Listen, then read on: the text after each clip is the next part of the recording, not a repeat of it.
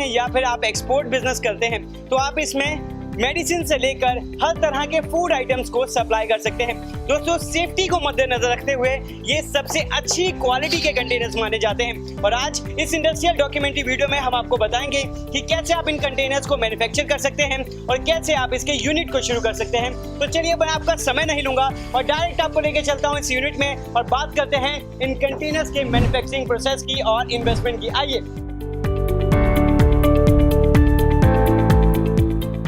Plastic का drum काफी चीजों को स्टोर करने और एक जगह से दूसरी जगह पर सामान को आयात निर्यात करने के लिए भी काफी अहम है। आप प्लास्टिक ड्रम्स में कई तरह के केमिकल्स, फूड आइटम्स और जूसेस इत्यादि को पैक करके रख सकते हैं। दरअसल अगर हम इंडस्ट्री में कंटेनर्स की बात करें तो आज भी दुनिया भर की इंडस्ट्रीज एक्सपोर्ट करने के लिए अपने प्रोडक्ट को दूर दराज देशों में भेजने के लिए मेटल कंटेनर्स का इस्तेमाल करती है। और आपको ये जानकर हैरानी नहीं होनी चाहिए कि आज भी लगभग 70% मार्केट मेटल इंडस्ट्री के कब्जे में है, जहां आपको प्लास्टिक कंटेनर बिजनेस शुरू करने से काफी अच्छा मुनाफा हो सकता है। वहीं ये कंटेनर्स मेटल कंटेनर्स के मुकाबले काफी सस्ता भी है। और आज IID आपको देगा प्लास्टिक से बनने वाले कंटेनर्स की पूरी जानकारी कि कैसे आप अपनी इंडस्ट्री शुरू कर सकते हैं और अच्छा प्रॉफिट कमा सकते हैं। तो आइए इस इंडस्ट्रियल डॉक्यूमेंट्री में आज हम बात करें प्लास्टिक कंटेनर इंडस्ट्री के बारे में। आप हमारे ऐप एंटरप्रेन्योर इंडिया लाइव को डाउनलोड करके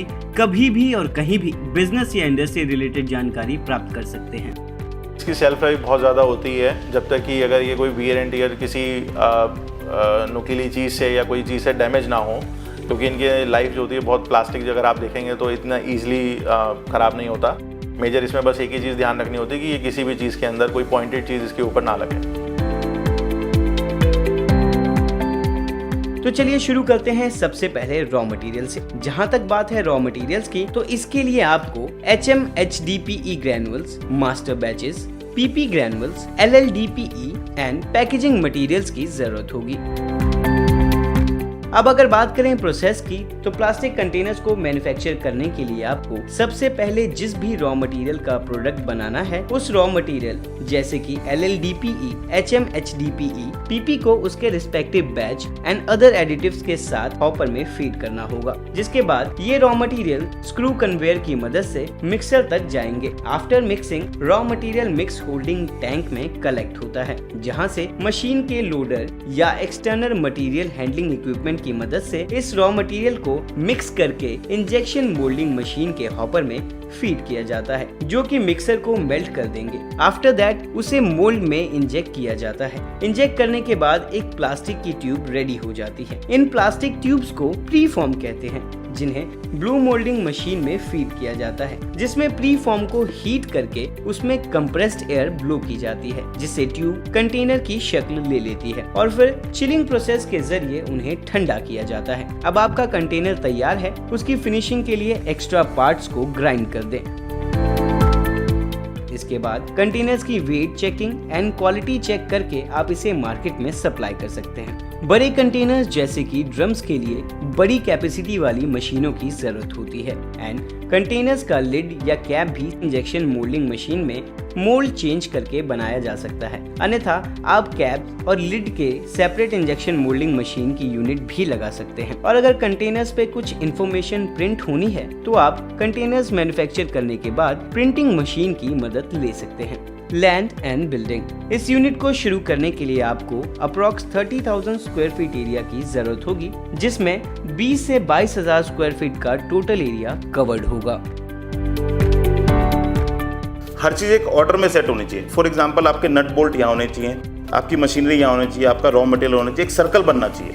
अगर हर चीज़ सेट इन ऑर्डर होगी तो आपका टाइम कम लगेगा, वेस्टेज कम होगी। वहीं अब अगर बात करें प्लांट एंड मशीनरी की, तो आपको इस इंडस्ट्री के लिए fully automatic plant and machinery की जरूरत होगी, जिसकी कॉस्ट लगभग 3.5 से 4 करोड़ रुपए प्लस GST है। लेकिन ये प्राइस आपके ऑटोमेटिक और सेमी ऑटोमेटिक प्लांट पर भी डिपेंड करता है। वहीं अगर आप सेमी ऑटोमेटिक मशीन्स के साथ इस बिजनेस को शुरू करना चाहते हैं तो आप 1 करोड़ प्लस GST के साथ इस प्लान को सेटअप कर सकते हैं। अब जान लेते हैं मिसलेनियस एसेट्स के बारे में। तो एडिशनल एसेट्स जिनकी आपको जरूरत होगी वो हैं electrical installation plus power panel etcetera, DG set, furnitures and fixtures for office.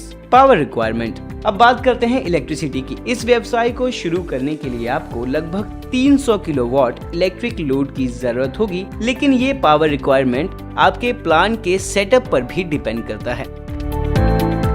Man power. इस बिजनेस को इजीली 25 से 30 मैन पावर के साथ शुरू किया जा सकता है, जिसमें operator, skilled and unskilled labour के साथ साथ एडमिन और सेल्स मैनेजर भी शामिल हैं। Expected monthly turnover. बात करें मंथली टर्नओवर की, तो अगर आप 100% कैपेसिटी पर डेली 8 घंटे की शिफ्ट में काम कर रहे हैं, तो इस हिसाब से आप लगभग 70 से 75 लाख रुपए महीने की सेल कर सकते हैं। Expected monthly profit. Monthly profit की बात करें तो factory expenses, sales and admin expenses deduct कर दिया जाए तो लगभग 10 से 12 लाख रुपए महीने में प्रॉफिट कमा सकते हैं। उपयुक्त सभी फिगर व्यवसाय के साइज, प्रकार और आपकी इन्वेस्टमेंट के अनुसार घट या बढ़ सकती है। मार्केटिंग। प्लास्टिक ड्रम्स का मार्केट काफी बड़ा है और इसकी मार्केटिंग के लिए आप pharma companies, oil companies, food packaging plants and chemical companies से कांटेक्ट कर सकते हैं। Licences required. इस बिजनेस में आपको कुछ ज्यादा लाइसेंसेस की जरूरत नहीं है। आप जीएसटी, उद्यम और फैक्ट्री लाइसेंस के साथ साथ फायर एनओसी से भी शुरुआत कर सकते हैं। Schemes available. इस बिजनेस को आप स्टैंड अप इंडिया स्कीम के तहत भी शुरू कर सकते हैं।